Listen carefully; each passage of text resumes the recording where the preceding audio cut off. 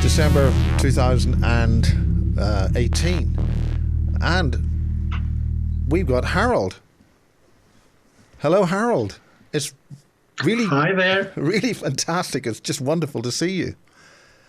And you look great. And well, you know, I've had early reports of my death this year. I heard that you weren't too well, so I thought I'd give you a phone call, and you look great.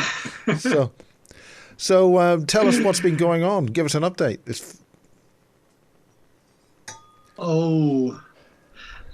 Much and not much.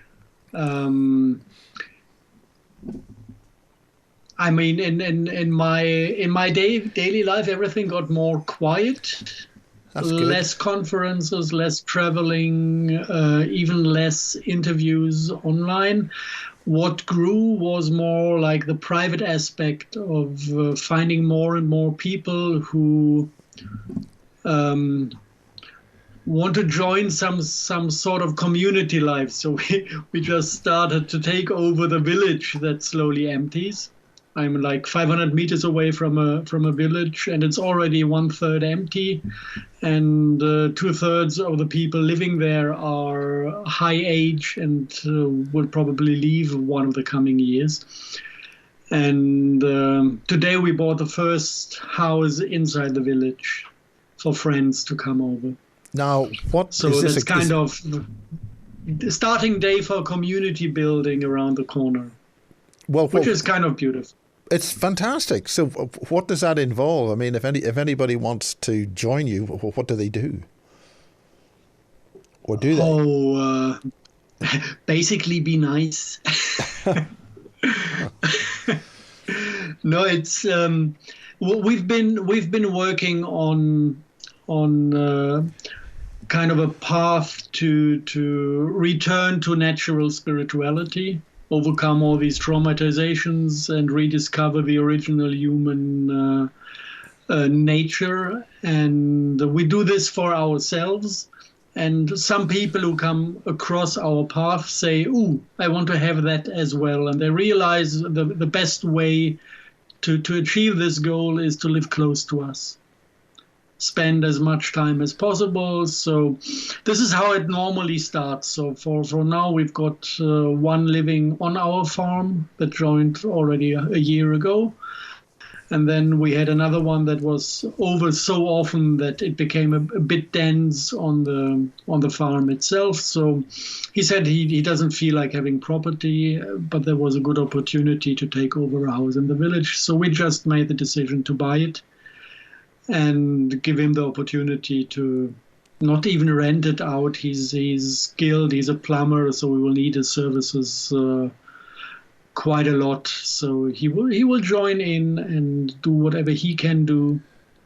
And I just had the little money over to be able to buy it. It's property is worthless in Eastern Germany. The villages are emptying, and kind of the value of the square meters is below the costs of removing a house when it's falling to bits and pieces. So nothing to be compared to property prices in Great Britain. Well, in many respects, that's a godsend. I mean, what has brought that up to you? What's brought that about? I mean, the last time I think we were talking 2 years ago, and year. No, it says a year. I think a year, yeah. And you know, things. I think you were fixing your central heating or something then. You're doing something practical. Yeah. It's not even done yet, and we bought another house. This is also a bit crazy, but sometimes you have to dive into things. But this is something to do with community and survival, or just living and just enjoying life, or relaxing or chilling out. Yeah, it's in a way, it's one part is the spiritual growth that you can do best when being inspired, not taking in information, but taking in inspiration. And for this, you need personal contact. And the other thing that comes with it is demonetization of your daily life. Because you can make the decision, either you're part of the system And then the system takes the tax to finance ISIS and destroy whatever it wants to destroy. Or you say no to supporting the system, but then the logical consequence is that you have to become independent of their services as well, and start to live a safe, self-sustaining life, grow your own food, build the buildings yourself or rebuild the buildings you want to live in with your own hands. So it's getting kind of less professional and more in a diversity of things to do, which is also a beauty in itself, because it doesn't feel nice to be dependent because you can't do anything anymore. Like the culture we developed. It's nice when you can do the plumbing yourself, when you can do the bricklaying yourself, when you can fix your roof with your own hands. It's a bit back to undeveloped technology, so it's very simple out here on the countryside. Just clay and wood and bricks, basically. But it does work, and it has its beauty. To be creative on that line. It's also a big difference. If you build something, you always have the memory of having done the thing. If you buy something, the memory of the day when you went to the shop and you got it, it kind of fades away quite quickly. And if it was joyful to build something, for example, one of the days I decided I need a new cupboard for the kitchen, and I was in the mood to make a colorful one. So I spent 2 days building a new cupboard out of leftover pieces of wood, parts of a piano that made the door, wooden floor that made the external casing. And it was just fun to create something that looks like a painting. It is extremely colorful. And now whenever I go into the kitchen, I can reconnect to the joy of creating it. And it's giving a completely different quality of life if you come to that point of breaking with all these dependencies, to be forced to go to IKEA because this is the only shelf you can afford. And then you get the crap that another million people also have in their kitchen. Yeah, but it's also full of all sorts of toxic glues and all that sort of stuff, and it all falls apart. Yeah, that comes on top of it. I've got a table, or I had a table in the kitchen that was built 750 from an ash tree. Yeah. And it gained beauty over the centuries and hundreds of years. And it will survive another 500 years, I'm sure, because by now it's like hard as steel, this wood. Can't even scratch the surface anymore. This is beauty. Yeah, it's beauty amazing. That grows with it. It's sort of almost become like rock. Yeah. It's like oak in the fences of Yorkshire and the Mourne Mountains. The fence posts sort of atrophy to some kind of, or they change state into a rock almost. You can't cut it. Yeah, once I remember I had a beam from a chicken place where chicken lived, and they were shitting on that oak beam for like 50 years, and the ammonium of their shit went into the wood and turned that oak into something. When you were basically trying to brush it with a metal brush on a drilling machine, it was shooting fire because the metal was wearing out, and at the wood nothing changed. This is how it can become when you know a little bit about surface treatment and chemistry. And there's no need to build things that rot after 3 years and fall apart after 5. And smell. All the IKEA things in my kitchen smell. Yeah, they got some weird odor, which is probably carcinogenic. Yeah. But this sounds very like Anastasia, living within the energies of the countryside. Do you think something like that? We're getting there. It's not Anastasia yet. She's a bit more orthodox in what she does. But some parts, amazingly, yes, like communication with nature.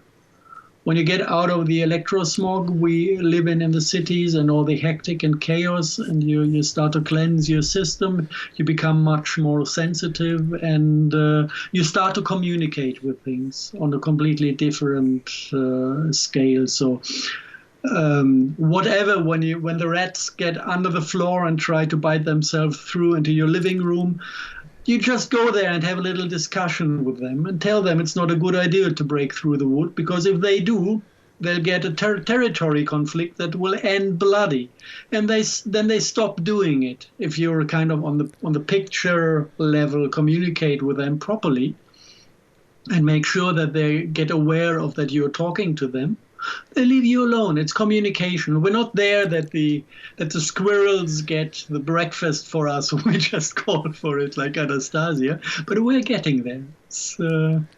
But what is happening in Germany? Because obviously, I mean, I'm here in the UK. We've got huge controversy over this Brexit. You've got the French, with their yellow jackets talking about Frexit, the whole New World Order plan of World War II to make Europe into some kind of unified state.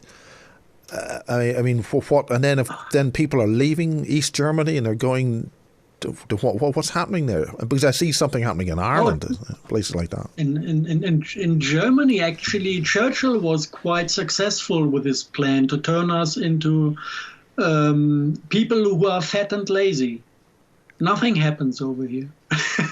It can be as absurd as politics and culture can get.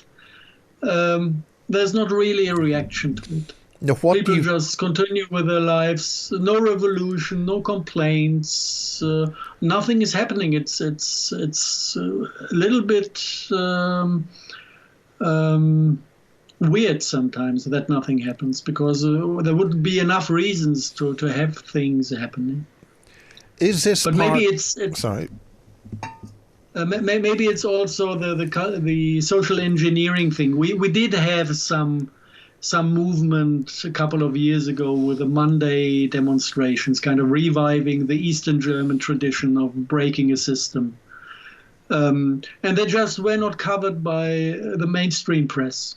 So people went every Monday to demonstrate and have speeches on stages, and quite a few people went there to listen and to join in. But it was never, ever a single time covered in mainstream media or TV or regional newspapers. They just ignored that there was a revolution going on. And after about a year, it started that less people went there because nobody was listening in any case. And it died out again. So that was, if there's a revolution, there's the inner revolution of just changing your habits of life.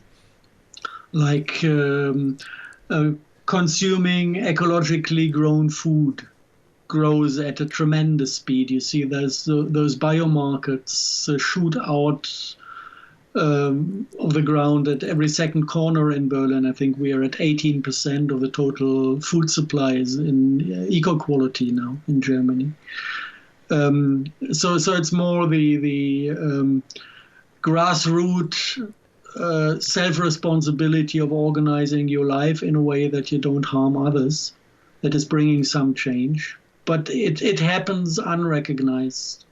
It's not something you talk about. Just people make their choices differently, and things work out in a better way. And maybe that's enough. Maybe if everybody at the end leaves the dependencies of the system and goes back to a better life, then we will all have a better life, and the system will just starve because nobody goes there anymore.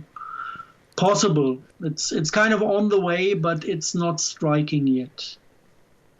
And I hope it's going to be a quiet revolution that not really strikes, that just goes through and brings change in a natural way without big conflicts. Revolution is same shit from the beginning again.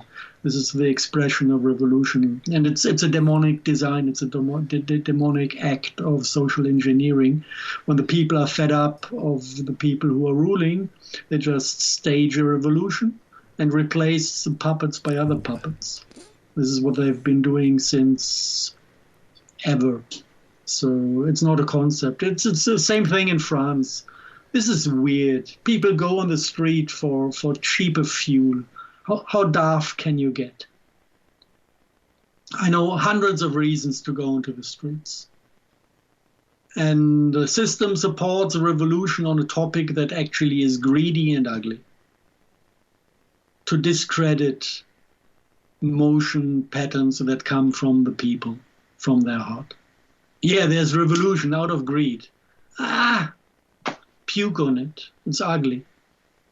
From all sides, from the system that is giving the coverage by mainstream media. This is how it works. Either you get coverage by mainstream media. The revolution in Germany, when they had those Monday demonstration, it was a high quality content. The people who were speaking there, they had the knowledge and experience and the spirit for a real spiritual revolution in the content of what they talked. And nobody displayed that. In France, they go to the street and shoot, cheaper fuel, don't put taxes on us. And they get 100% media coverage, which is of course then self-strengthening. So you get the revolution on the topic, that the elite wants to have a revolution on a topic because it's nonsense from the first second with the entire of climate change. Is just to raise taxes on a different topic. And it's all a big lie. Yes, we kill our planet by killing the soil, depleting it of organic matter, by cutting down forests and by poisoning the water and killing off the animals. So we destroy shitloads of our planet. Since the 80s, we lost 60% of wild animal population. Yes, we are killing our planet. Could you please just have a look at the serious things we are doing, not at the only little good thing we do, kind of supplying carbon dioxide to plant life? It's the only little good support nature gets from us to recover the organic matter in soil, that there's a little bit more carbon dioxide in the air. And they sit exactly on that topic with media presence, make it to a real huge issue and say carbon dioxide kills the climate. You can't top that in stupidity, unscientific thinking. I studied geology. We had all the graphs of how carbon dioxide and temperature are related over the last 800 million years, and there's no interrelation at all. Carbon dioxide came down from 15% to 0 point something, and temperature went 10 average, 20 average, 10 average, 20 average, 10 average, 20 average, in a beautiful self-organized, self-stabilizing cybernetic system, not related to carbon dioxide at all. This is what science says. Nobody puts an eye on that. Yeah, we've got these stupid lies from the science is becoming a dogma. It's not science. It's a religion. It's you will obey our instructions. It's a religion, and it's, as every religion, a measure of manipulation, and that's it.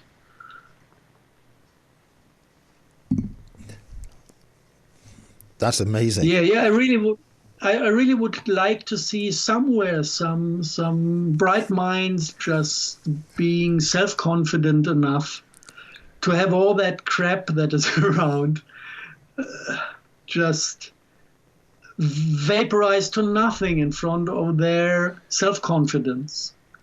But you don't get that. You've got still a couple of people with good minds and a good soul and good intentions who stand outside of society and try to get to the core of the old system. Forget about the old system. It's not even worth trying to rescue anything of it. Build your own world, get out of dependencies, live your own truth, and take care of your own spiritual development and of your own biochemical health, which goes hand in hand. As far as we experience this, you can't make one without the other. And then just trust the non-linear aspects of creation, that actually the inside is the same as the outside due to a beautiful mirror function in reality. And if you are healthy, if you are in a good state, if you have beautiful thoughts only, the world that is reflecting your inner cannot do other than being beautiful and pure as well. So yeah, if you rescue yourself, you rescue the world. Save yourself, save the world. This is the equation that comes from the non-linear part. of reality. And it's always visible when you look into the past. Just our mind, that is kind of a prediction app, trying to calculate possible futures, is looking at reality in another way and is trying to function in form of causalities. If I do this, I force by doing it this or that result. This is just kind of mental field processing that is a good tool for future prediction, but it's not describing reality. So if you want to kind of rely on working spiritual laws you can trust and follow, go to the law of resonance. What you bring into the world comes back to you.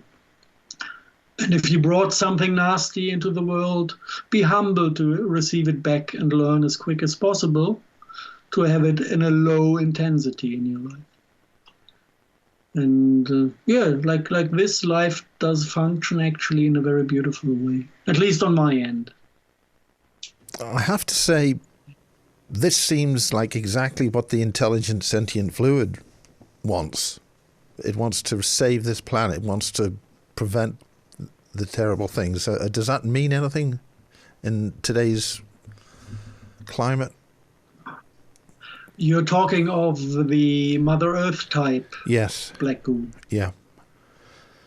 Oh no, there's not so much intention in that entity. She of course she intends to heal her biosphere, but she gives a damn about humanity at the moment. Yeah, it's a sideshow. She's not. We are not her children. We are guests here. We misbehaved like shit for the last 25,000 years, and we almost managed to kill her. So she's not in a very good relationship with humanity at the moment.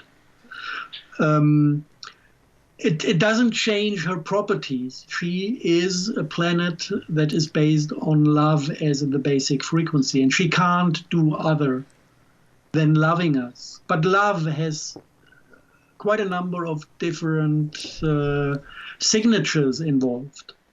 If harmony is given, love is just sheer beauty. If somebody tries to harm himself, love turns into worry. And if somebody is completely misbehaving and not even just harming himself but heavily harming his entire environment, love turns into anger as well. This is kind of the triple signature structure that Earth type love embedded within the Earth type black goo is basically sending into our direction. And at the moment, definitely there's quite a bit of anger involved, and for a good reason. Still, this is divine anger. It's on the carrier frequency of love, and it should hopefully do its job quite soon, because we still misbehave in a destructive and self-destructive way. How can ordinary folk learn how to behave? Behave. I don't know. Everybody can teach himself to come back to his senses. That's all that works. I can't teach anybody else. I can't force anyone to change his inner setup. I can just be myself and try to give a good example and inspiration to others. And then everybody else who wants to can just have a look at, okay, what changed at this guy's end? And I can say, a year ago, I had loads of splits of my being somewhere in the universe, but not inside my body. And the part of myself that was in my body was completely fragmented, so that I was a kind of a sum of 6-7 different voices that I could locate inside my body here and there. And the healed state at the end of the day is having one voice and one center of emotion that is all in the heart, all integrated. so that no part can start to fight with another part. There's no inner conflict. If you want something, you want it emotionally and mentally and on heart base, and it's all one. This is kind of the healed state. And I can see that humanity at a certain point will have to go through this healing process, because this is the template we get from the planet. The planetary template is one heart. And all the rest is actually just an aspect that is running under it's not even control. It's the heart is the most complex thing, and mental fields are quite simple. Thoughts are binary, mental fields are rectangular, 4-star symmetry. The heart has a 12-star symmetry as a bioenergetic entity that integrates the 4-star and the 6-star from the emotional body, because both fits into the 12-star geometry. So it's natural that if you have a full identification with your heart, that everything else is embedded in this full identification. Of course, when you fully identify with the ego that has maximum 4-star symmetry, then you will just hear the voice of your heart in form of a soft tone that somehow comes from outside, and that we call conscience. If you have a bad conscience, you have the feeling that something you do is actually bad and you shouldn't do it. This is kind of the tone of the heart, the input of the heart that seems to come from somewhere far away. This is how far away we are from ourselves.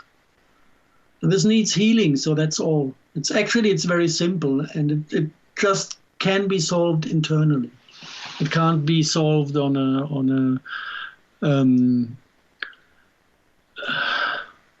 a platform that involves control systems. It can't be solved by education. It can't be solved by healing, by external.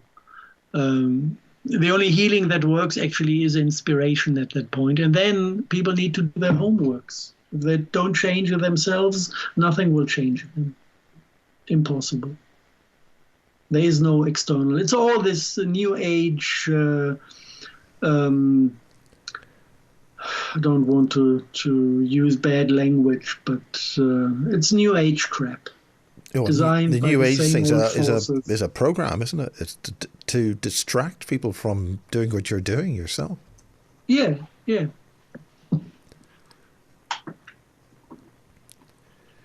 It's a program. This is something. It's based on predictive programming by the dark entities that control the system till today. They know how people behave, so they set the correct triggers to get predicted behavior.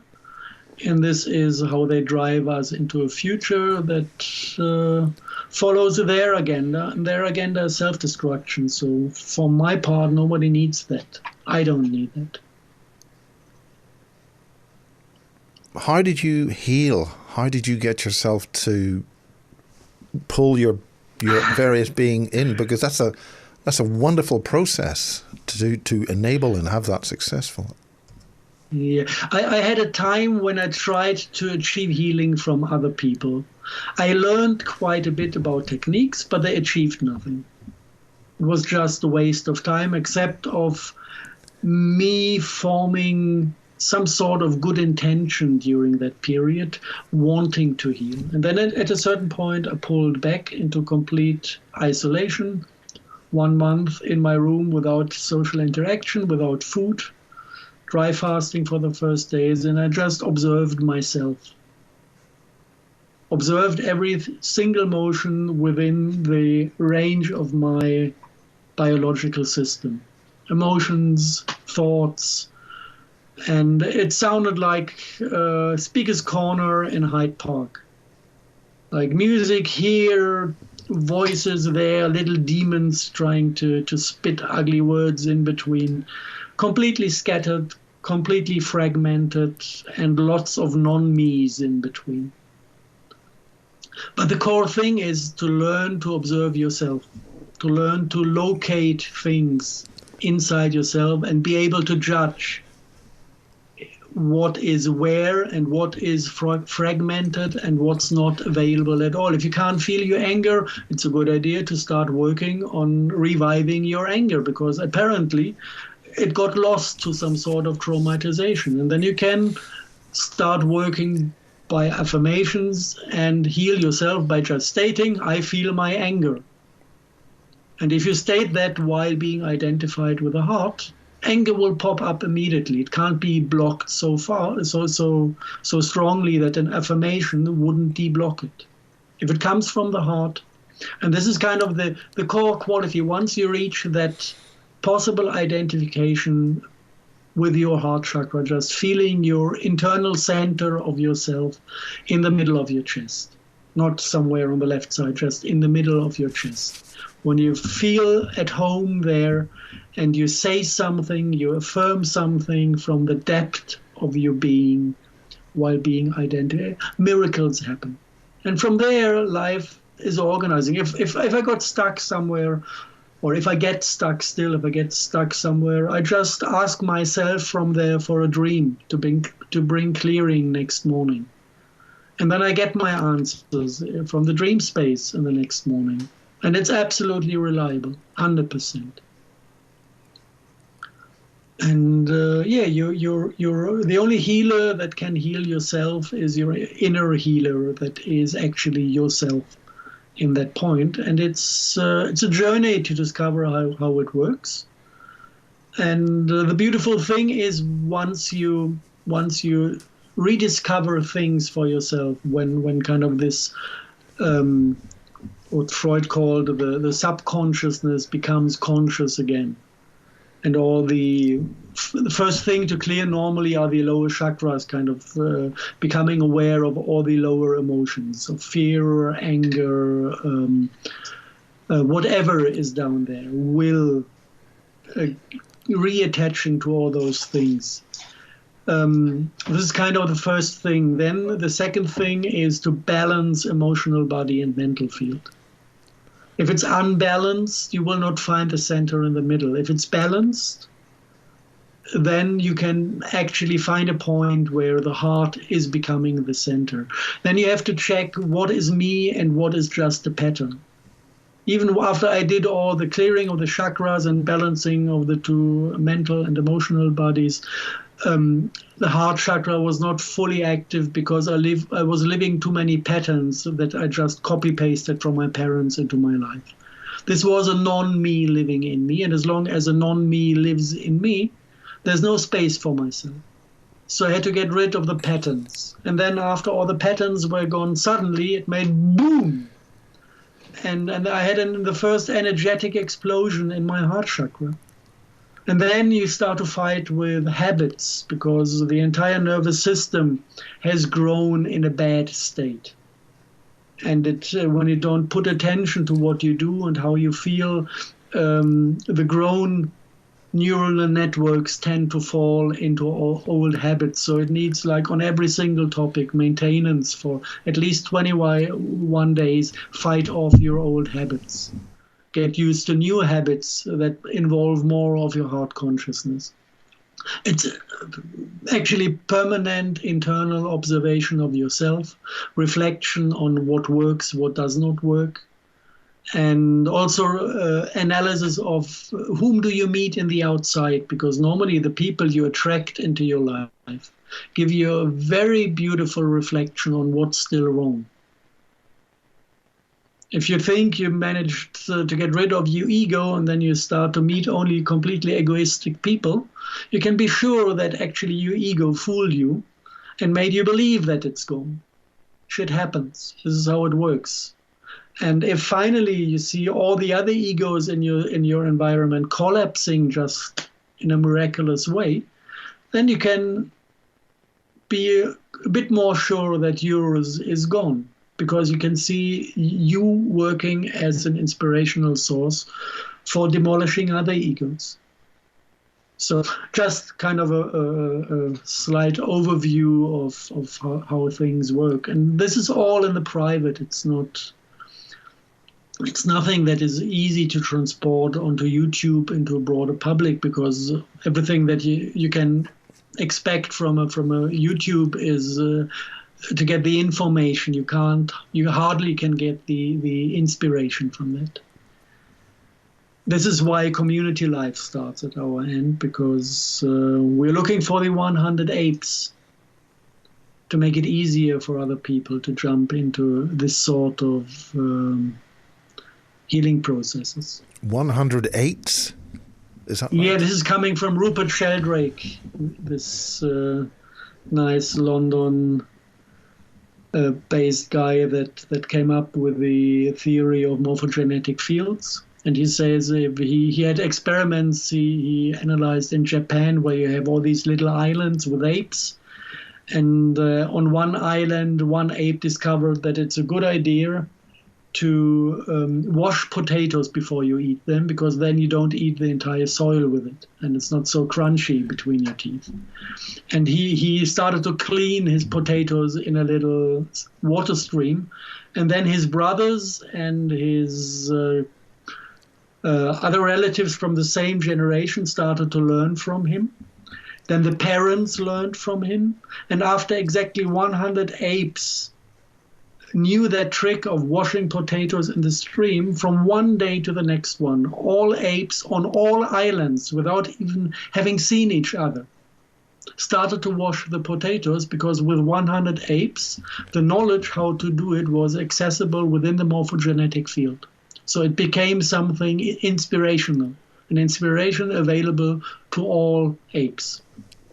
And this is how development happens in humanity as well. You need a single human that has the guts and the patience and the love and the history to find a new quality, to manage a step of healing. And then he can forward this to a second human and pull him into this development. And for the first one to follow, it's quite a hard job to do it. The third one is already quite easygoing. What took 2 years for the second one will take a month for the third one to manage. And then it's getting quicker and quicker. And if 100 people really did the step fully with a full internal healing, suddenly it's there as an inspiration and everybody can follow in. This is how spiritual development of a group of or an entire species is functioning in biology. So is that I think in England we call it the 100th monkey principle, monkey ape, same thing. But is this some kind of information which is hidden within morphogenetic fields, or the anu, or this thing called the anu, like a spinning field which then reverses and spins round back behind itself, like the double helix of DNA?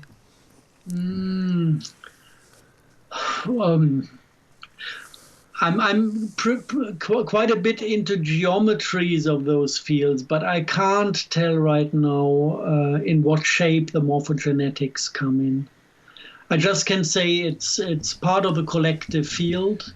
What I might be able to say that actually there's only one blueprint of life that is given by the planetary consciousness. This is why cucumber and human are 60% identical in genetics, although they don't really look like each other. Don't really look like each other. Not really. But is that because it's cells full of water which reproduce? But I mean, is that the common link? If you look on the energetic levels as well, you will find that the human organs have chakras. And if you look at the form of the chakras of the human organs, you will find flowers. So yes, we do have flowers in our biology, but they're not in that plane that is materialized. At the same time, you can talk to a plant. The plant will respond in perfect German. So apparently a part of the plant spirit is highly developed and able to respond in quite precise and beautiful language. But this part is not materialized within the plant. And this is where you come to the idea that actually this being 60% identical between a human and a cucumber is not a big miracle, because it's only a different layer of the concept of being that is materialized. But still they feel, still they think, still they suffer in the same way as we do. The only difference is the question, what part is embedded within the material plane? And with us, it's not the flower part. With us, it's the body we know as human body. Is this because of the original, the initial arrivals when they came here, our ancestors, when they had to equalize to the 3D existence of Earth? All these different aspects of their being were scattered in all different types. So effectively, that makes the cucumber similar to us, because we all arrived at the same time. No, life is not an Earth concept. Life is a universal concept. But that's because they came from the Earth. The Earth seems to have attracted them here for some reason. So they came from other star clusters or galaxy clusters. Possible that it's possible that there's a story behind. As far as I came across history where I would say it sounds reasonable, and it sounds like we do have some archaeological evidence for this. For the moment, I go with a story that we had a reptilian civilization 500 million years ago that was part of Gaia's development. And 500 million years ago, we had an invasion of the Anunnaki that wanted to colonize Earth, and they destroyed the entire biosphere to kill or chuck out the reptilians. Quite a peaceful race that was living here. And they survived, but they went underground. And then the Anunnaki revived nature of what was surviving, or the dinosaurs went at that time, or most of them. So it was not a meteorite that destroyed the planet. It was the Anunnaki that came with quite a nasty spiritual background and decided to destroy everything to occupy. And after a while, the reptilians came out of their underground environment and won the next war against the Anunnaki and expelled them from the planet. And they escaped to Mars, and they continued their philosophy, and they self-destroyed on Mars as a culture, because they were already on this satanic agenda of self-destruction, the Anunnaki. And humans, basically, the first thing that happened was that the Anunnaki took ape DNA and their own DNA, mixed it to create mind slaves that were genetically crossed between their intelligence and the local genetics of what we know today as higher developed apes.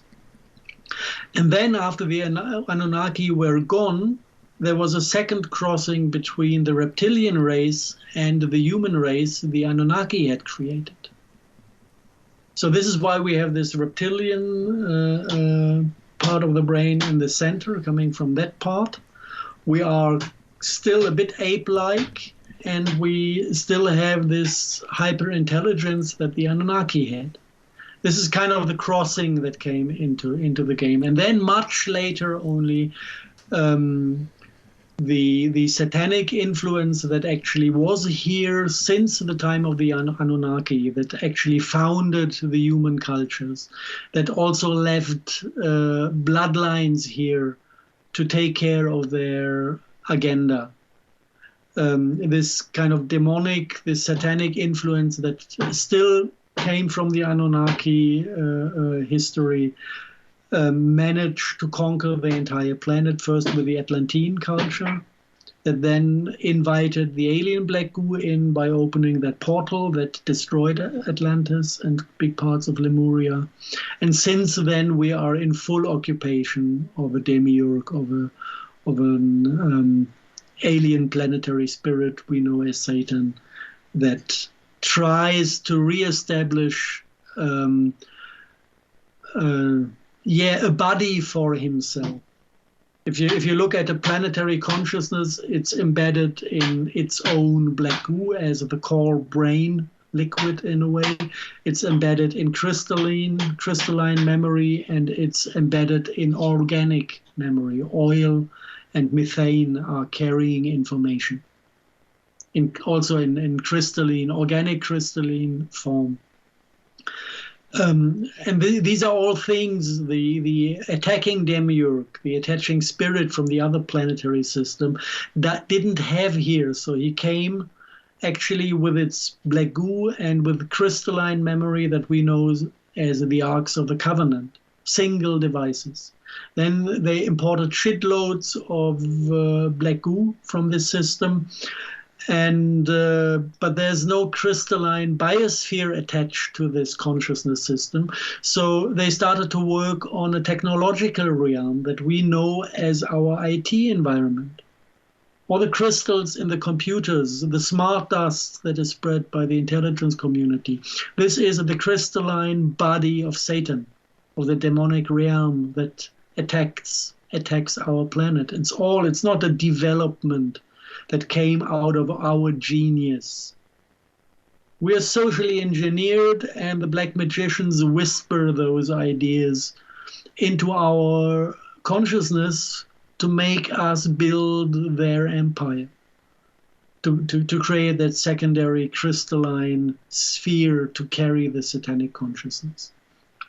And it creeps in. Funnily, 2 nights ago, I had a weird dream.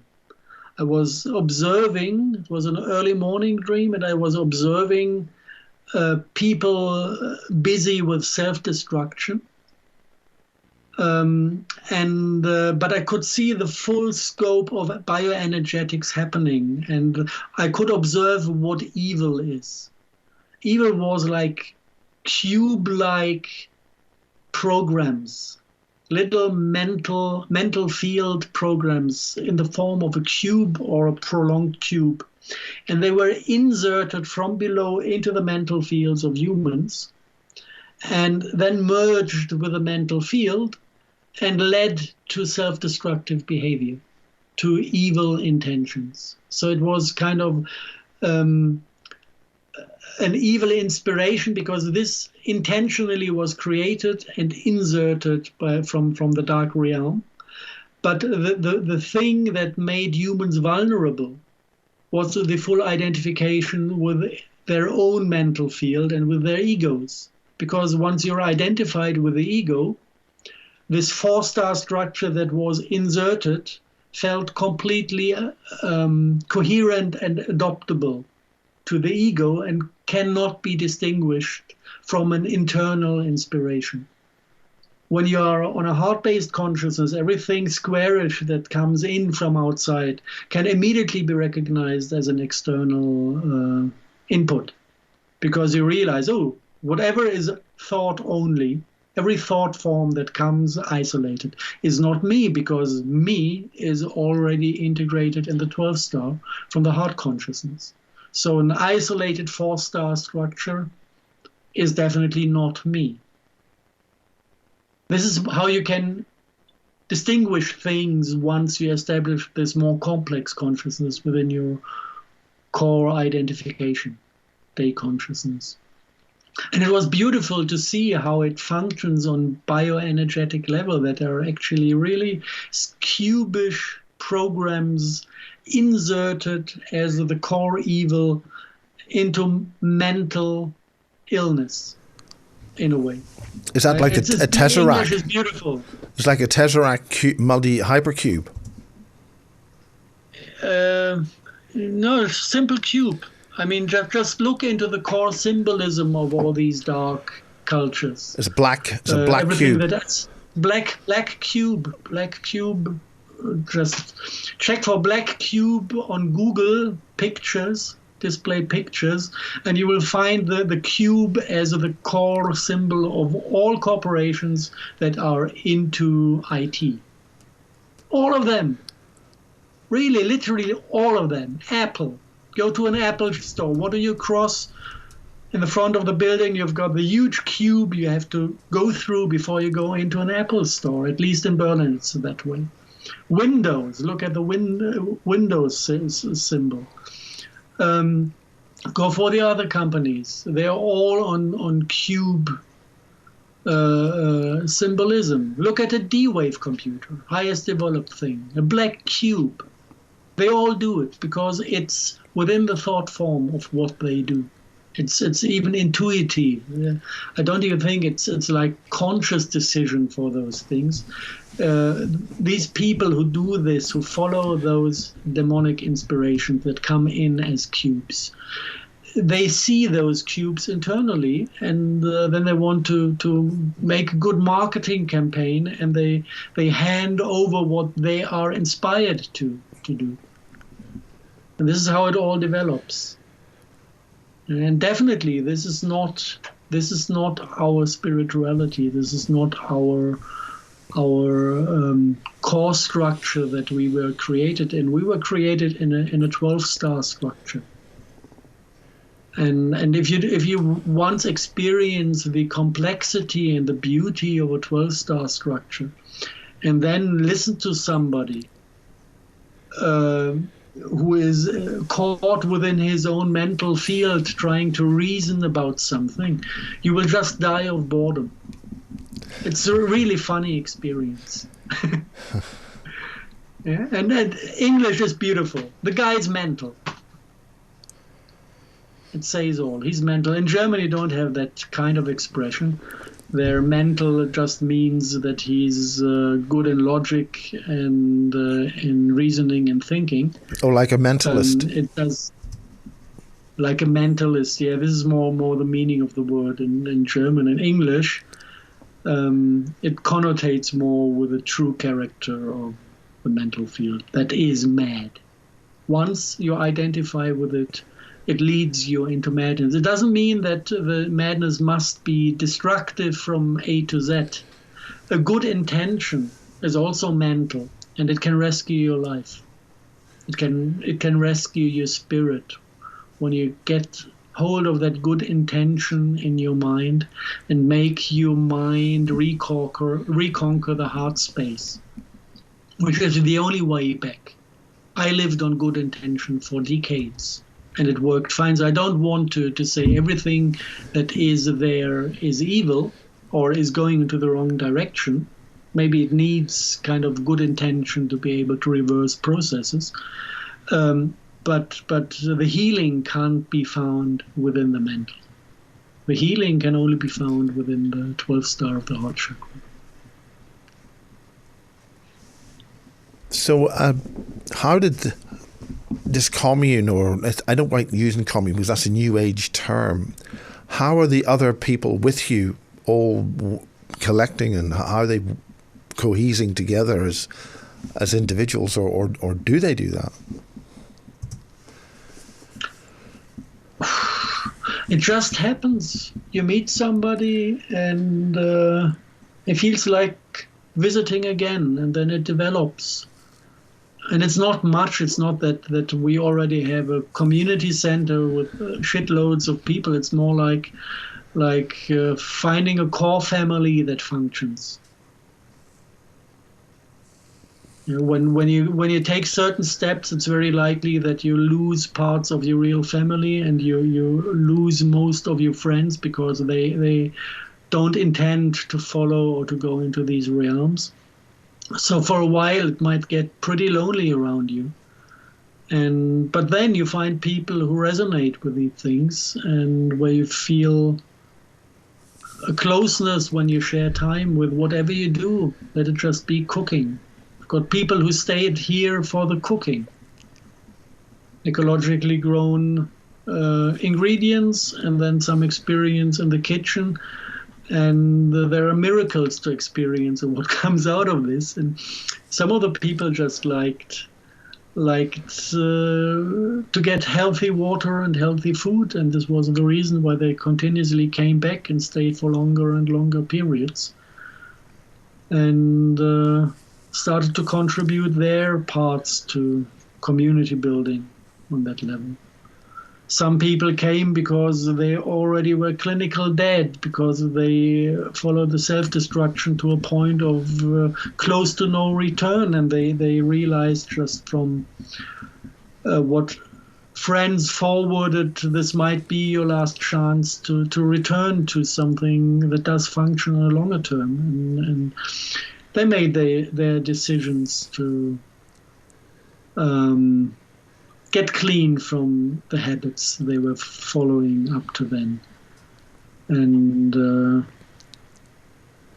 if you make decisions on that, what it definitely needs from all of those people who come across and stay, there's kind of a fundamental decision to turn into a different direction that comes from the depth of the heart. I remember my own decision. I just was in the position to feel the loneliness that is given if you're mental, because you don't, on the 4-star, you don't connect with anything. You can just reason together, but it doesn't feel embedded. There's no human touch in that. Yeah. And I felt the loneliness, and I felt how lost I was. I could literally feel how lost I was, and that I was unable to fix it all myself. Does that infer that? Sorry, that the two. Sorry, I've interrupted you. The two sort of are melding together. The mental is dissolved in the heart once it's reviving. It's not a merging together. Maybe we can take the history. It started in the Atlantean culture. In the Atlantean culture, they had the rectangular and the triangular pyramids. And the triangular pyramids had the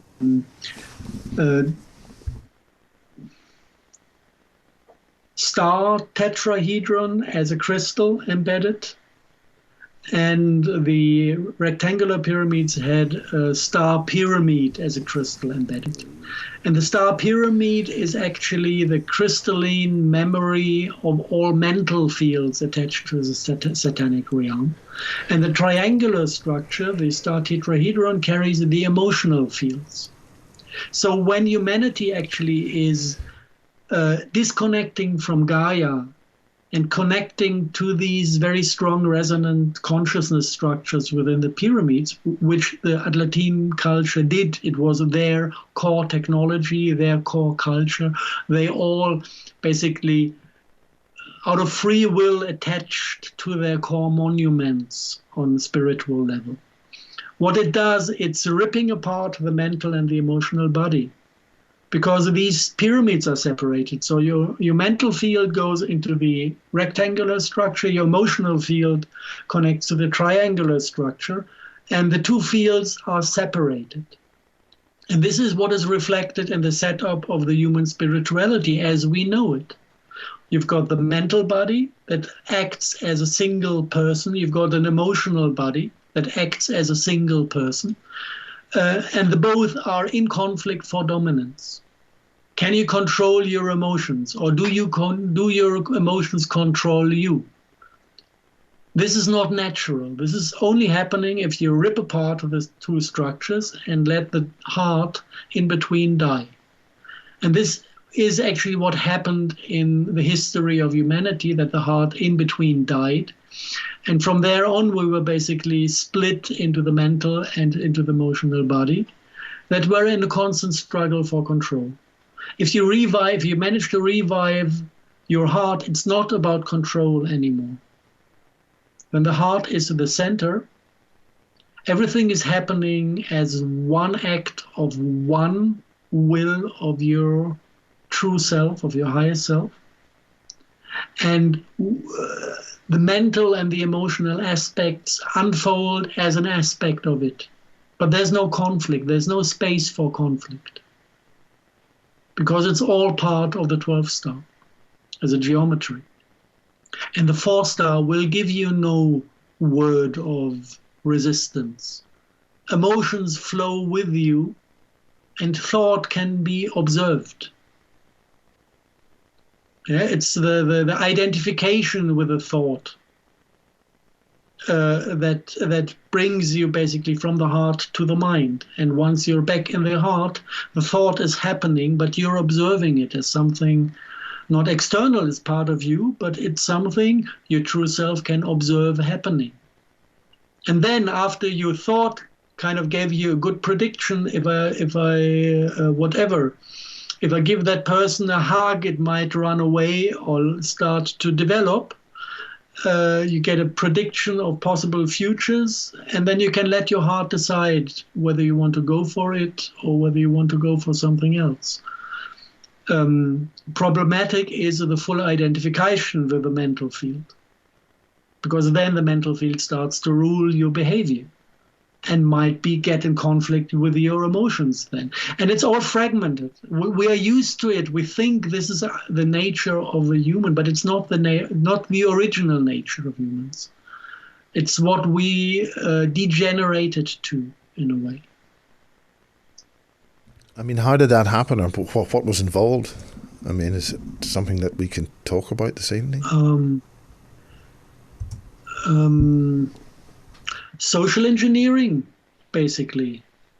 25,500 years of heavy social engineering, and before also social engineering by the bloodlines, and before that full engineering of our species by the Anunnaki. It didn't start anywhere.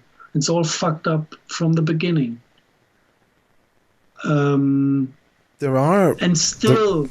Still, our body has this template of the 12 stars still available inside. You can't kill the beauty of the entire concept of human as long as we live in human bodies. And this is something we can always kind of relay on and reconnect to. The blueprint of health is just given by the body. This is our chance kind of to re-identify with a blueprint that still is within the memory of the human body and within the bioenergetics of one cellular system. We do have a heart that beats, and nobody can take that away. So this is kind of the blueprint we can use as a template to also bring the spirit back into the ideal form.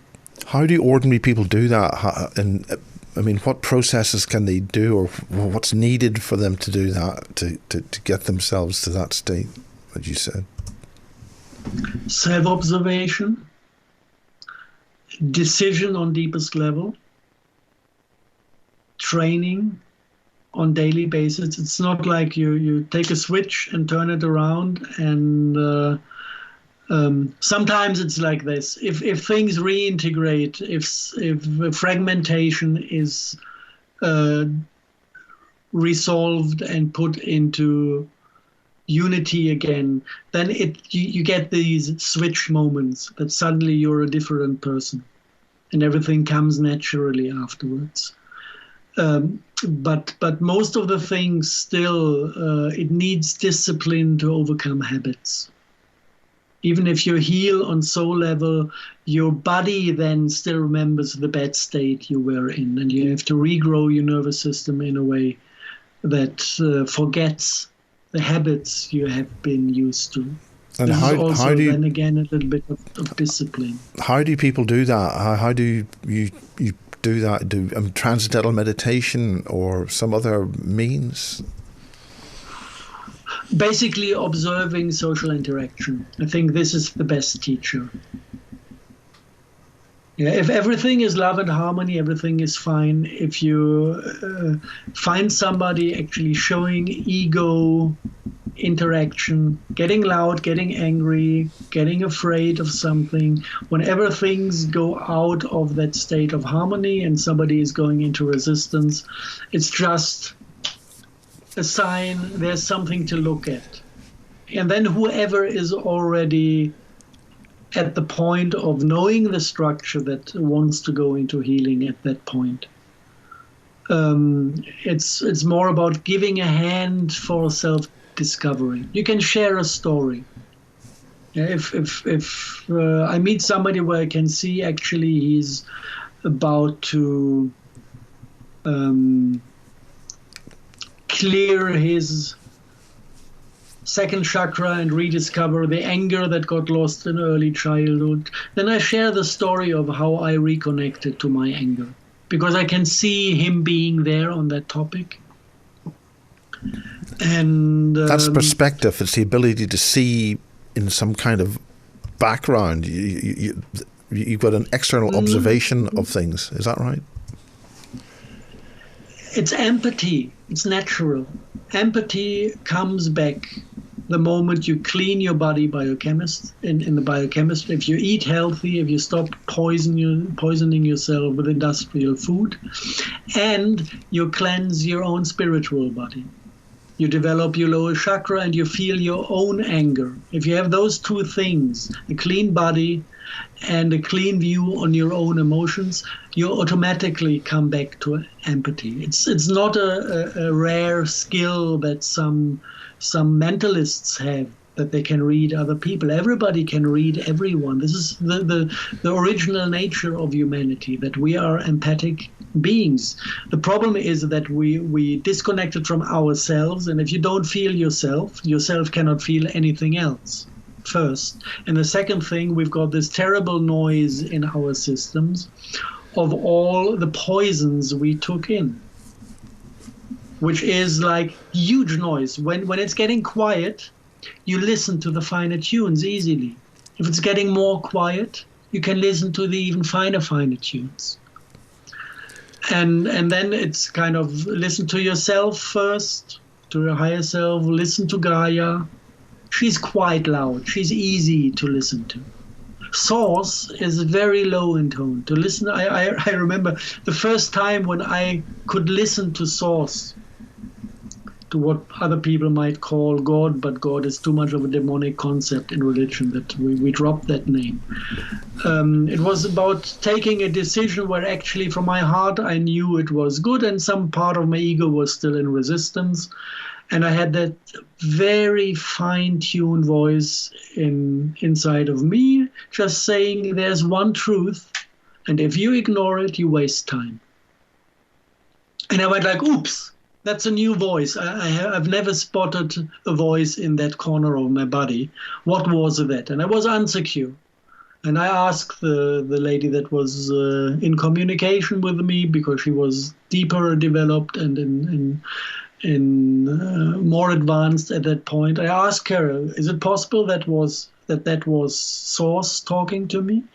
And she rechecked and she said, yes, it was him, but don't be too proud that you heard him, because he had to shout to make you listen. This is where I came across this concept of inner noise, and developing the ability to listen to the more fine tunes that are accessible if the noise is gone. And noise is biochemistry of poisons. Noise is torture energy of the animals we scoff into ourselves. This is tremendous noise. It's endless suffering, pain, and torture that is flooding our system with every sausage we take in.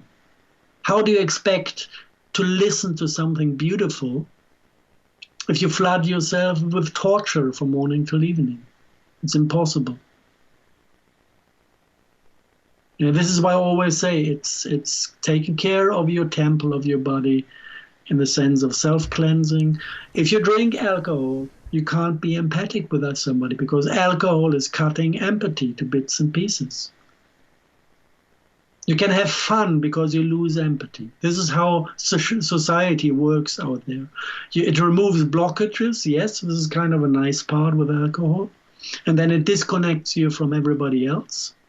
so that you stop feeling the ugly things around you, and then you go from eventually possible joy into the fun state, and you all have fun together.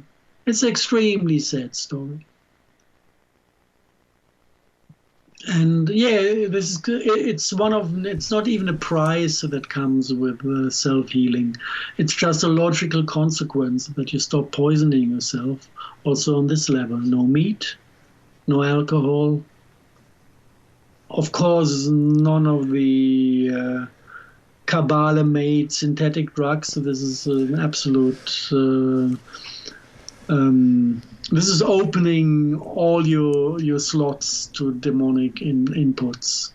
How do we fight this? How do we deal with that? How do we take back our bodies, so to speak?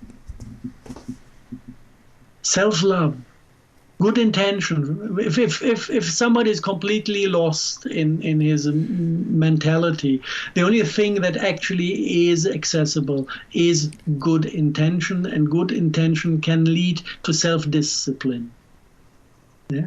I feel like eating pork this morning. No, I don't, because I know it's torture energy. Yeah, so the pork is not bought a second time. And you do that with self-discipline, just from good intention. Because you know, this is a thing the mental field can do. It can understand and know that there's truth to this. And then you take the self-discipline to love yourself just on that level by doing only good to yourself and stop doing naughty things to yourself and to your body. So you discipline yourself to eat only organic food. And if it means to spend more money, you spend stupid more money because it's not worth anything in any case. That's stupid money. And if it's about getting rid of addictions, you go through the pain. This is one of the core problems humanity have. They want to feel beauty and joy and whatever and have fun, but they don't want to have the other half of the emotional spectrum. If something gets painful, they just run away and go back to habits. So yes, if something is in an addictive state and it means pain to put an end to the addiction, then you go through the pain, and pain is always healing. Whatever you covered with the addiction will surface then. And becoming fully conscious means to recognize and reintegrate all the things, and even if they're nasty at the first moment, it means going through the pain of healing to fully reintegrate it. And if it's fully reintegrated, it goes to the joy part again.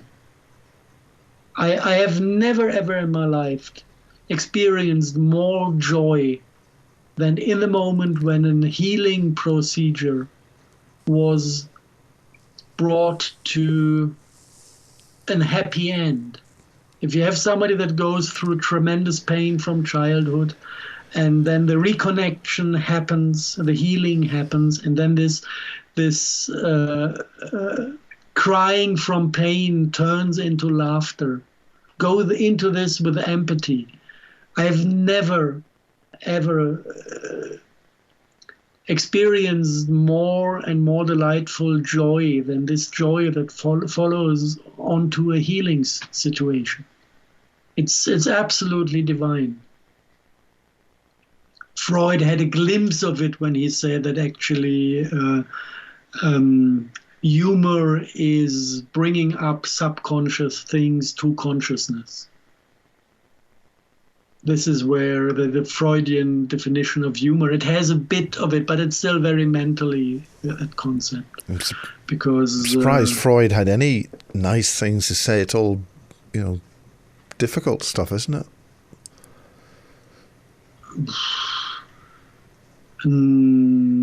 Difficult? Yes, things are difficult at the moment.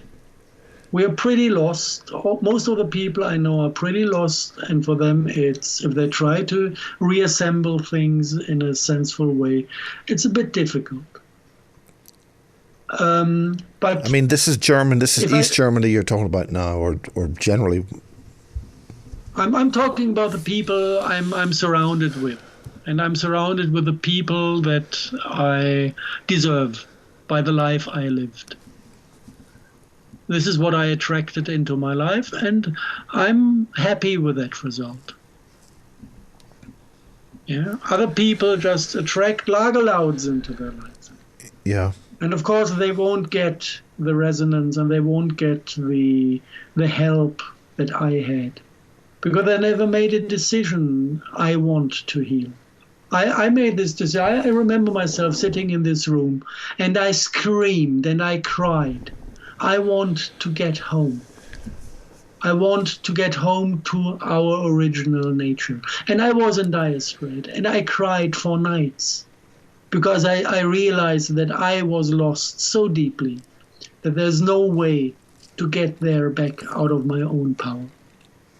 I had no clue how to get there. And I cried for help, because I knew this is my last chance to recover, to become human again from that mental state I was in. And yes, it needs a deep decision at that point. And when you make deep decisions, life comes to support you. That's amazing. I can't predict in what ways. But yes, it needs those deep emotional decisions, because the divine sphere doesn't listen to mental things. It's just boring for them. But if there's an emotion attached to it, if there's, please accept me back, please help me to return home from the depth of a heart, they all go like, woo, one is waking up.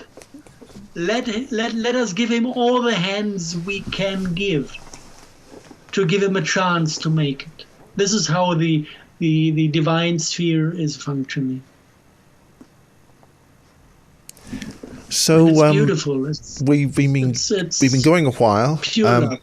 So, is there ways where people could communicate with you, or do you want anybody to contact you, or just you're not ready, or what? Easiest way to communicate regarding personal stuff, it's per email. I don't like using the phone because of radiation problems. Email is most convenient. If there's something to be solved, we can then go maybe to a Skype conversation or whatever. But for general information, I've got all those publications out. Yeah, do you want to list them, or give people a recap on them? On Aquarius-technologies.de. There's one button. It's only displayed in German, Veröffentlichung, which means publications. If you go there, everything that is translated to English already is there, downloadable in English. And actually, the main part of the history of degeneration of humanity, including the steps that need to be taken to come back to our original nature. It's in translation at the moment. It's already out in German, and it's in translation to English now. It will be available in a couple of weeks, I guess. And I will put it online on that site as well. Well, maybe we'd love to maybe see you. Half translated already. And this is kind of for general, all the medical information of how to fight off these transhumanistic conversion into biorobots they do with the industrial foods and the poisons they spray. This knowledge, it's already translated and available on that website. Which is, do you want to just speak the website? Aquarius-technologies.de, and then press the button Veröffentlichungen, publications, and then you will find the list of PDFs that I put public domain. And you've got a series of 4 PDFs that are completely on transhumanism-related disease, and one on available diets where the entire biochemistry is described of how they turn us into something else, and what to eat and what not to eat to restore our original biochemistry that has a chance to work as a human. Because at the moment they're inserting basically biochemical, technological interfaces to connect us to their artificial field structures that come in with microwave technologies, with 5G and all that crap. And if you don't expel these technologies from your body, there will be a lot of noise in your systems when they start broadcasting more of the input they want to have in. Have you heard of this thing called the orgone bubble? A sort of a monopole field structure which can disseminate the toxic effects of this 5G stuff and the other related technologies. But I'm interested because we still look for solutions for 5G. I mean, what do you say 5G is all about? What's your knowledge base behind that? It's bringing broadcasted signals into the fully bioavailable form.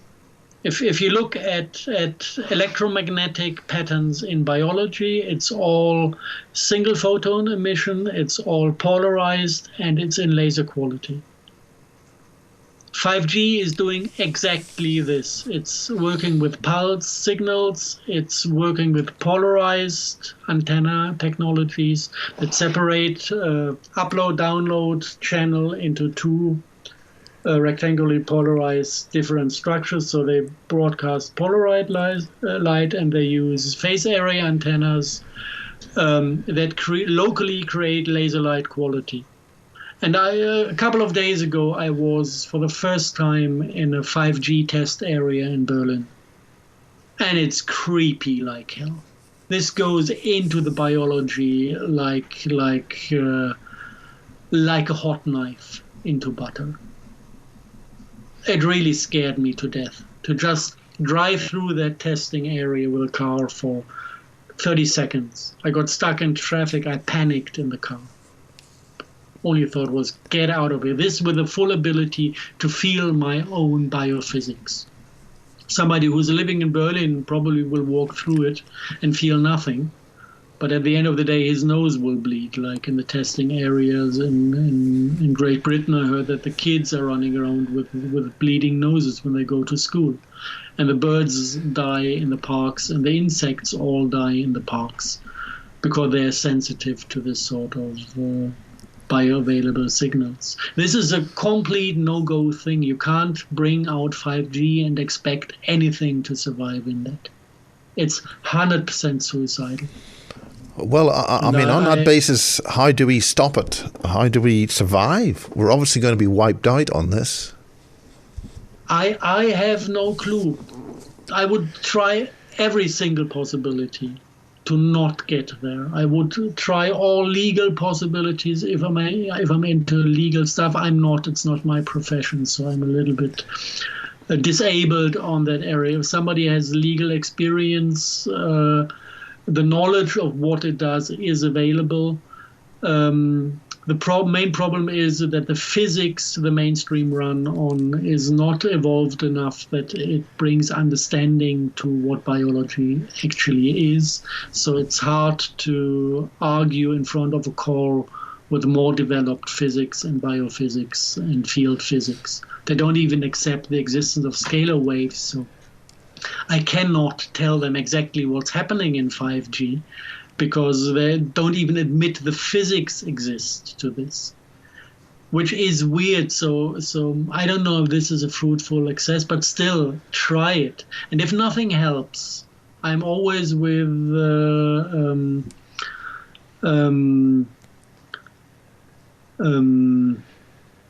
German solution that involves an X. I heard that seems to be a universal solution. Dietrich Klinghardt brought that up against smart meter technology. Take an X and destroy it, then call the company and tell them somebody destroyed my smart meter. And then they come and mount a new one. And then next night you go out again, smash it to bits and pieces, call them again. And after 3 times, they will mount an old-fashioned normal electrometer because they're fed up of paying for the destroyed smart meters. And this is the German method according to Dietrich Klinghardt. It's a bit more difficult when devices are mounted inside your own home. Then you can't blame it on somebody else if you destroy them. But I would just refuse the technology.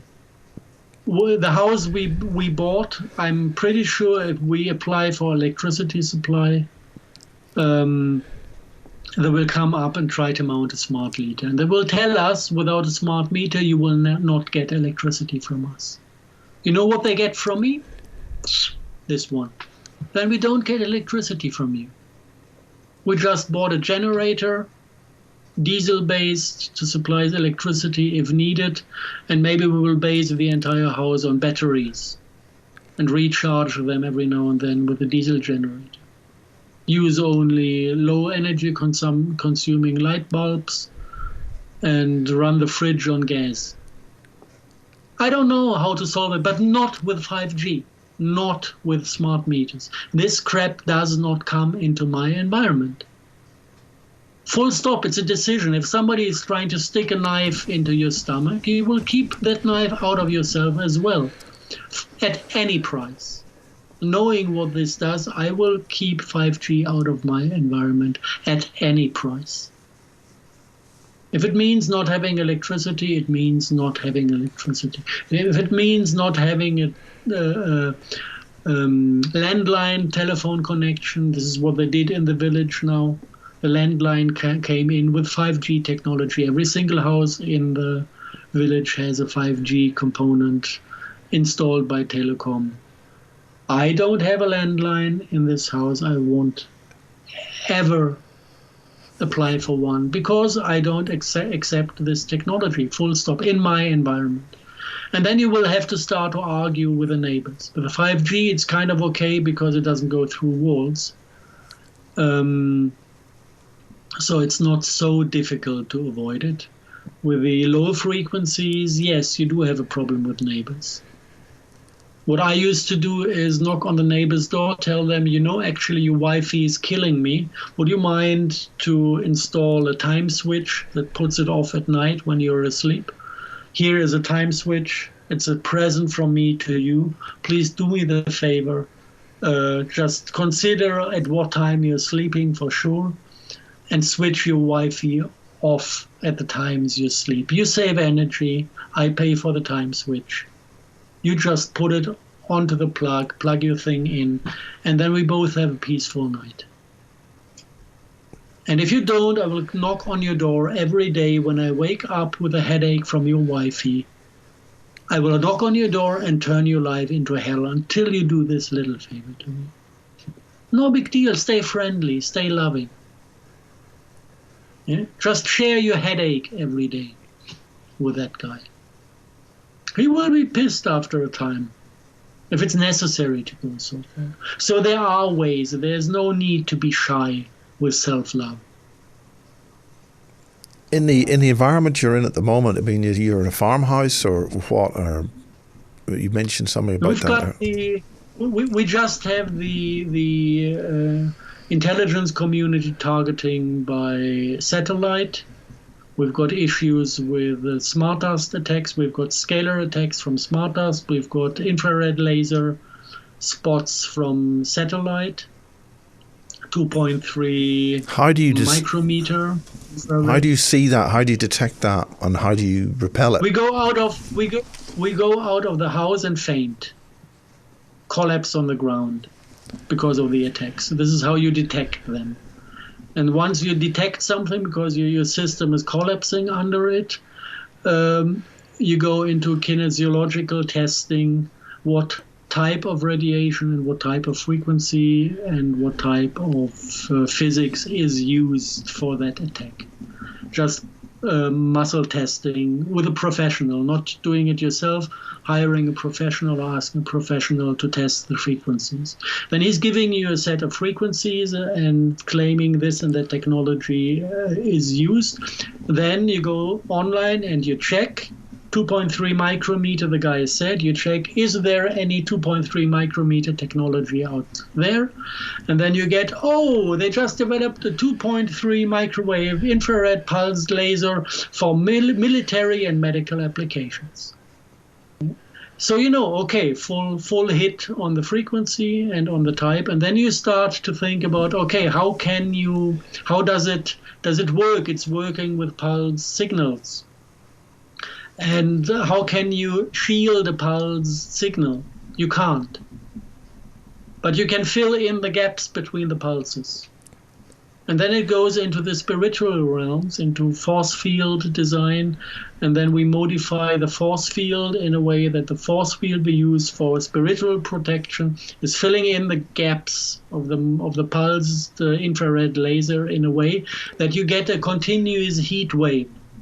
And then you feel how it works, because when they apply a new signal, it's like painful in the ears for half a second, and then the force field is adopting to the pulse signals, filling in the gaps because it's able to predict what's coming next. And then the pain goes away after half a second, and you don't faint anymore when you leave the house. This is how we work. We are sensitive enough to become aware of every attack that is harming our biology. And once we have a new type of attack, we adopt the spiritual protection. And most of the technology are so highly advanced on field level. What do you mean by advanced on field level? Exactly, what do you mean advanced on field level? Exactly. Working with extremely bioavailable signals, which brings it close to the spiritual realm, because spirituality is also just biophysics.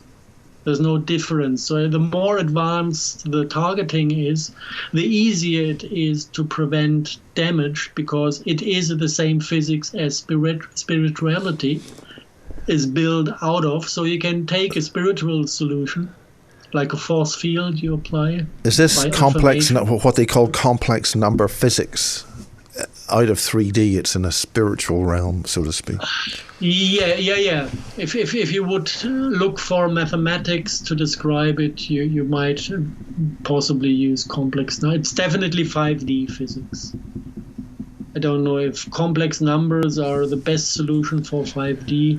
I would rather say 5D physics is the full Maxwellian equations are a good mathematical description of 5D physics. Where does somebody get access to those equations, the full Maxwell equations? Is there any place you can look that up? How do you know that bits are missing? You can go to the original script of Maxwell and learn the equations directly from him. It was published in 1871 or 73, I don't remember. Treatise on electromagnetism and whatever. Or you can go to the later publications published by Whittaker in the 20s and 30s. Whittaker actually delivered the better mathematics. Maxwell still was kind of observing the visible and building the mathematics behind. And Whittaker turned it around, which is more intelligent. He took the scalar interferometry and from there calculated all the visible fields as a result of scalar interferometry. So he's more to the basics of nature. This is what Whittaker did.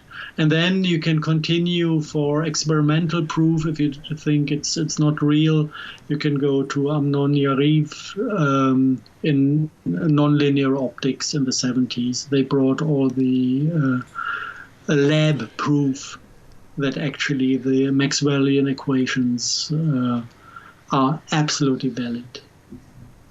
And then you might as well go to Tom Bearden. As an introduction, he gave a full history of the development of the nonlinear optics from Maxwell through Whittaker to the modern times. He's quite a good lecturer on these topics. That's good stuff. I just remember that. It's excellent. I just remember there's one from the 80s, I think from 83, when he first dived into these topics. Who's this again? Just remind us who dived in. Tom Bearden. Yes, Tom Bearden. From I think he's still with us. There's a colleague of his, Mike Emery, over here. We'll be talking with him on Sunday. He'll be giving a chat. Mike Emery did some work with Tom Bearden. Mm. He's an American lost in Britain, in Northern England, of all places. He's in England by now. Yeah. That's good. Mike Emery, I think he wouldn't survive long in... the other one. Okay, yeah, Tom Bearden is still in the States? I think so. There's people reading, there's a whole new generation of people beginning to read his works and to rediscover this material, which a lot of it was released, I think, in the 80s on VHS tape. And I think chinery.com or .org is the website that published a lot of DVDs on it. But I'm not sure if that's still available. Yeah, I had prepared something when we started to talk. I'm just a bit insecure whether we should take that as the closing input. Well, why don't we do a part 2? Do you want to do a part 2 in that when you feel a bit better about that? Yeah. We can do a part 2.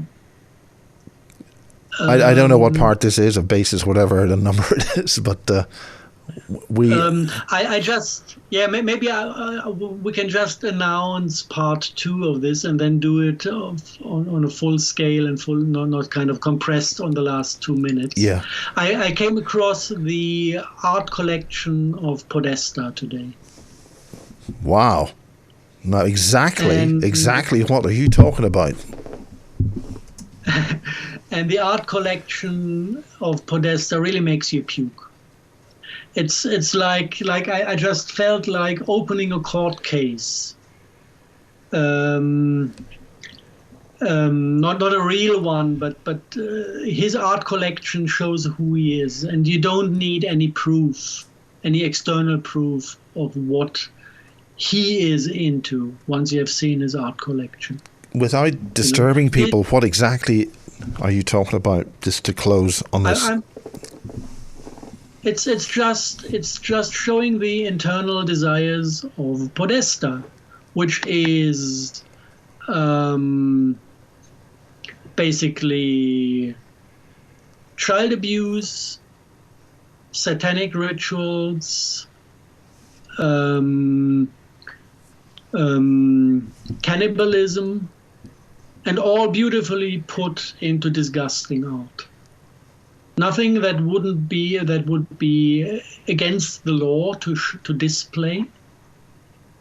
So no pornography attached. All the kids, while being abused, are nicely dressed on these pictures, and it's just like, it's his art. And Podesta is a close mate to the Clintons, and if you follow kind of the Clinton press, the independent press on who the Clintons were, they just drugged little girls, invited them to cocaine parties, to have sex with all the important people in Washington, to be able to bribe them afterwards to pave their career. These are the Clintons, and they are just, the little puppets of the Bush family. And if you look at the Bush family and follow the independent press on the Bush family, they are heavily into drug trade from South America, because they are part of the family of the Queen, actually, who are in this tradition since the Opium Wars. And it's all based on black magic family traditions, actually. And this is our elite. And once you realize that our elite is evil to the bone, you can ask the question actually, why am I subject to this elite? And that's a very good question. And because we're allowing it, that puts us in trouble. Is that right or not? Yeah, this is the court case I wanted to open. Judge yourself. Why are you subject to an elite that is bad to the bones, evil to the bones? And this is actually because you, everybody who is subject to this, bought into their offers of sharing a responsibility. Yeah, I'm not responsible for what's happening in my life. I let other people decide on me. And I'm not responsible for anything because I accept their money as a buffer zone between what I cause and what I see. Yeah, these are the two deals, hierarchy and money, people buy into. And this makes them ruled by the hierarchy, and it makes them blind by the mechanisms of the monetary system. You can go to the supermarket, buy a beautiful looking steak from Argentina, and you don't see what they do to the continent, and you don't see what they do to the animals in the industrial farming, because you just get out of realization of who you are by pushing the money in between you and the reality you create. And this is why everybody is subject to these elites. It's what we deserve because we make this decision. And this actually was the thing I wanted to dive into. I mean, we did it in a way from the more beautiful side of things, from the healing perspective. But maybe it's a good point to start with, to first go into self-realization, what we turned ourselves into, by looking at the pictures of the art collection of Podesta. And if you feel like we can do that in detail in another little session, I think legally it should be possible. Yeah, I think maybe that would be a sort of a part 2 or 7 or 8 or 9 or whatever it is. Yeah, but that's I don't know whether it's a good point to end on. I don't know. I feel like having a little judgment day, not judging others, but calling people to once kind of honestly judge where they stand. This is inside. This is Tim Refat material. Are you aware of Tim Refat? No. He is saying that because we've bought into this, really what you've just verbalized in a different way, but we are all guilty. Western civilization, everything associated with the current world that we are accepting, we're buying into this with the A-listers and the elite who have done this. We are all going to hell space. Yeah. This is kind of the. I don't think he quite said that, but. In healing as well, when you face like your own dark sides, especially when real demons are involved from the satanic realm. Absolutely, all those realities. It's C space. Always the question. Sorry, point, Refat refers to this as complex number space or C space, of which he has dealt with Lord Lucifer, satanic, the whole lot of them. And we bought into this. The U.S. military bought into satanic space, bargained with all that. Okay, this is kind of the external view where you can put the blame on people. No, if we look at personal stories, that's getting interesting. If somebody, let's say, was mistreated as a child, and whenever he tried to rebel or to resist the mistreatment, Daddy shouted at him and told him, "You're not allowed to be angry." This is traumatization of a child. He will lose his ability to be angry because he is afraid to be punished for his anger to death. And then you get the grown-up. And the grown-up is a potential victim because subconsciousness tries to restage violent situations for healing. And this is where the demon logs in. The demon comes along. He is using the traumatized bioenergetics to log onto the system. And he's doing an offer. He tells you, "I'm a demon of anger, and I will protect you." And suddenly you get a violent person that is actually just copying the violence of his father, but on a demonic entity, based on a demonic entity. And the demonic entity is doing this offer, and he's buying in on, finally, I have anger to protect myself. And he does not heal, he does not revive his own anger that was lost due to traumatization. He buys on external anger that is an offer by a demonic entity. And the first thing to do is cancel that contract. So you always, if you want to crack 6 situations within yourself, you have to find the internal profit you booked. You have to realize that this is something you bought into that is too ugly to continue with. And then you cancel the contract. And then you get into this win-win situation. If the demon tries still to serve you with anger, he's displaying himself. You see him as what he is, and you can chuck him consciously out of your system. And if he stops playing this dirty games, if he hides within you, he's not able to feed on you anymore, and he starves. So this is the point where you get a win-win situation, and there's no other way for the demon than to disappear sooner or later, get out of your system. And this is how self-healing works when there's a real involvement of satanic demonic entities, of that external fringe biosphere that is attached to our planet. It's different when you have a simple traumatization and just have to reinvite the split part into your own biology. This is why it's extremely fruitful and important to first find out, what am I dealing with? Am I dealing with a satanic demon that is attached to me, or do I deal just with a fragmentation of myself, or do I deal with a split of myself that is outside?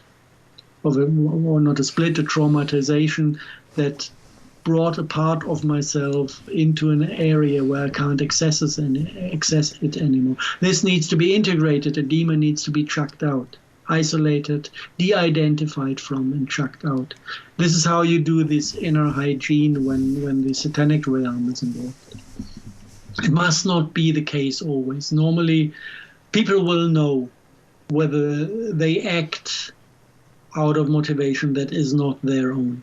People will know whether there's a demonic thing involved or not.